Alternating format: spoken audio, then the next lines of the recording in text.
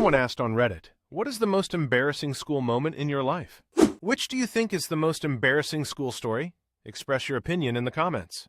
Store 1. I remember this really clearly. I was in 6th grade in elementary school, and I was in a tough spot. You know how it is. I kept asking my teacher for permission to go to the bathroom. Honestly, she wasn't too keen on it, but she let me go every time. However, she was getting more and more annoyed. I actually liked this teacher, so I didn't want to make her mad. So I told myself, all right, no more bathroom. I just need to hold it. Well, I didn't hold it. I ended up having an accident in class and immediately asked the teacher for permission to go to the bathroom. I rushed out, and thankfully, nobody noticed anything.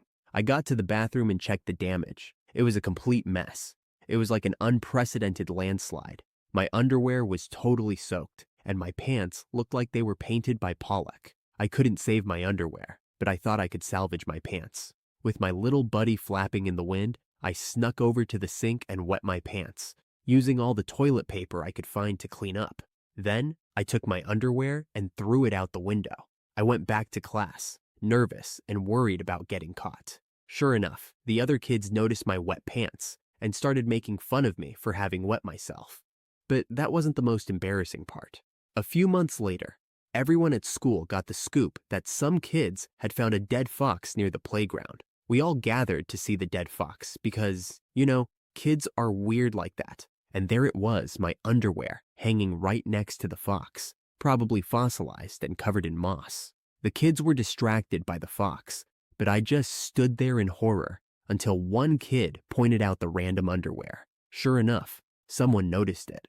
A lot of laughter erupted, and the kids began trying to poke at it with a stick. To my utter horror, there was a tag on the underwear with my initials on it. I was praying to every god in my arsenal that the kids wouldn't realize those initials were mine and that my underwear had some potential connection to the fox's demise. I thought I had pulled it off until a few years ago when I met up with an old friend and we started reminiscing about school. He brought up the fox, and I was like, oh wow, that was so long ago.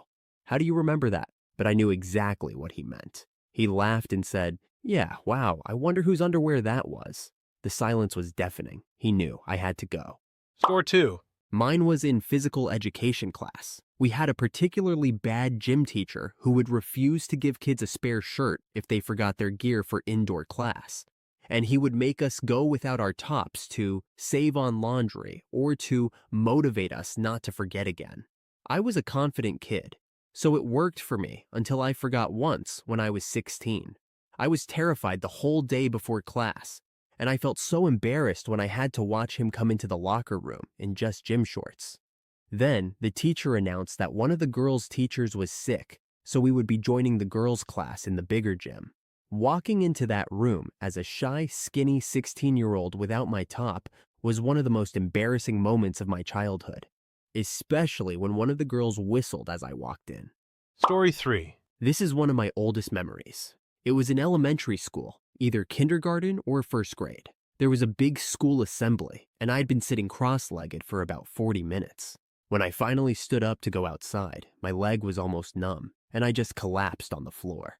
Everyone laughed at me, so, obviously, I started crying. My siblings never let me forget about it. Even 20 years later, they still bring it up.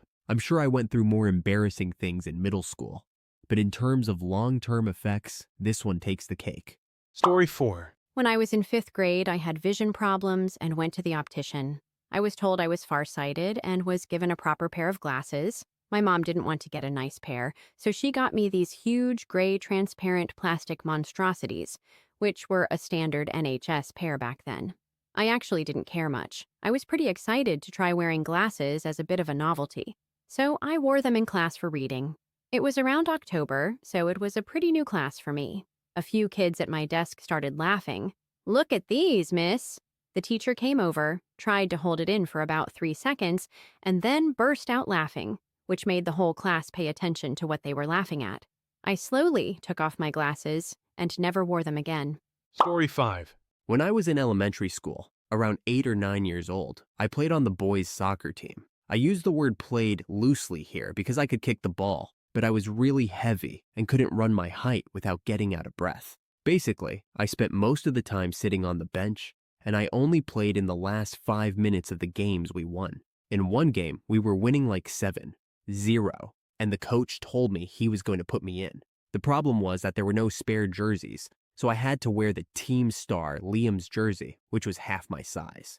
When I took the shirt and realized how small it was, the horror of the situation hit me. I tried to force it on, but it wouldn't go over my shoulders. The coach was shouting at me to get in the game, so I panicked and ran onto the field, wearing a shirt that fit like a life vest. Everyone was hysterical, and all I wanted was for the ground to swallow me up. Needless to say, I didn't go to many more games after that. I never lived it down. Story 6. My school used to organize a trip to Brecon Beacons. The night before the hike, we had dinner at a pub, and it didn't sit well with me at all. The next day during the hike, I had a serious stomach issue, and I couldn't hold it in. The hike leader gave me some toilet paper and told me to dig a shallow hole and leave the toilet paper there afterward because it wouldn't break down naturally. So, when I squatted down to relieve myself, a gust of wind picked up the toilet paper and blew it away. My class was standing at the bottom of the hill, watching me silhouetted against the horizon, while I was squatting and trying to take care of my business, my pants around my ankles, chasing after loose toilet paper sheets around a hill. After that, I had to finish the hike with dirty underwear. It definitely wasn't a great day. Story 7. There are a lot of events that will haunt me until my grave, but one that comes to mind is a drama class where we were supposed to create and record a scary story in groups. I was shy and awkward, and the girls I was with came up with a short script to perform. Then they realized they had forgotten about me and said, "You're just making background moaning sounds." So the performance started. The girls got into character, and during the creepy part, I did what I was told and made these weird moaning sounds into the microphone. It was so embarrassing. They were embarrassed, and I felt really ashamed too. We ended up getting the worst grade because at that moment, they blamed me for ruining not just their performance, but also their careers as actresses. And since they were the popular kids, I became the outcast of the class. Story 8. When I was in high school, whenever I was stressed or hadn't gotten a good night's sleep, I would always feel nauseous. On report card day, I came to school especially feeling queasy. I had to decide whether to go to class and pick up my report card or head straight to the bathroom.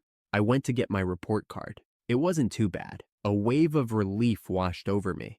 Just before I almost did it in my pants, I hurried to the bathroom, limping to it, trying to empty the rest of my stomach and assess the situation. Not good. And what's worse, there was no toilet paper. This was a terrible mess.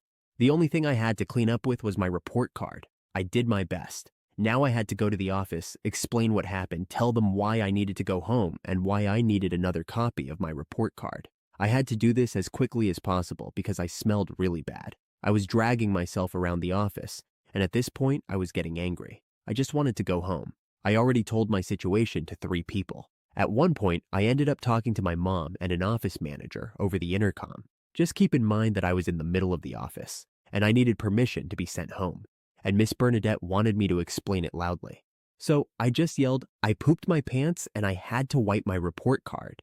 And my mom started laughing uproariously. Everyone else in the office followed her lead, and I glared at her like a dagger, except for Miss Bernadette. Eventually, I got to go home, but I got detention on Saturday for what I said to Miss Bernadette. Story 9. One day in 4th grade music class, we had a guest speaker with an oscilloscope. He was using different instruments to show us various sound waves. It was a pretty cool blend of music and science, so we students were quite engaged. Towards the end of the presentation, he hooked up a microphone and asked for volunteers to speak into it so we could see what a sound wave looked like. The girl sitting next to me volunteered. The presenter leaned in and said, "Okay, boys and girls, everyone be quiet for a few seconds. When I point to Allison, she's going to speak, and we'll see her sound wave. Everyone watch the scope." The room went silent, and the line on the oscilloscope flattened out. The presenter pointed to the scope, and everyone was looking. He raised one finger, then a second finger, and he was about to signal Allison to speak when I farted. The scope displayed a graphic of my fart, which was quite loud in a completely silent classroom. It was pretty clear that it came from me as my pale Irish skin turned bright red. The crowd, the presenter, and even the teacher all laughed, and I pretty much wished I could disappear into the ground. Story 10. When I started my period, I was in high school at play practice. I was in a panic because nobody had anything for me. Finally, this girl gives me the biggest pad you've ever seen. I was wearing cheerleading shorts, and I was a very small girl. Well, a girl didn't show up for practice, and I was asked to stand in for her. She was part of a musical number, and the boy I had a huge crush on was her partner. Part of the dance portion, he had to lift me by my waist and plop me onto his shoulder. Every time I landed, there would be a deafening crinkling sound from my gigantic pad right in his ear. I wanted a giant bat to swoop down and carry me off into the great unknown. If you have a story you would like to share, please share it with us in the comments. Also, subscribe to my channel for more Reddit stories like this. And don't forget to turn on notifications. Take care, friends.